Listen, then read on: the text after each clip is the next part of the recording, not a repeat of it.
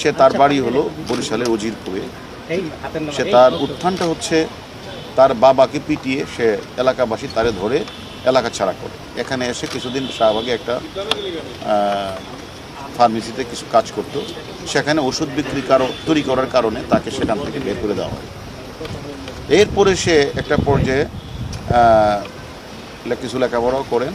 সে মিঠু হালদার নামে একটা নার্স, যে নার্সিং নিজের পেশা নার্স, তাকে বিয়ে করার পরে সে তখন তার স্বপ্নে আসলো সে একটা ওল্ড অ্যান্ড চাইল্ড একটা কেয়ার সেন্টার সে স্থাপন করবে, এরকম একটা ব্যাপারটি আসলো। তখন তার ওয়াইফকে নিয়ে সে মিরপুর এলাকায় একটা child and old age care নামে একটা প্রতিষ্ঠান খুলে।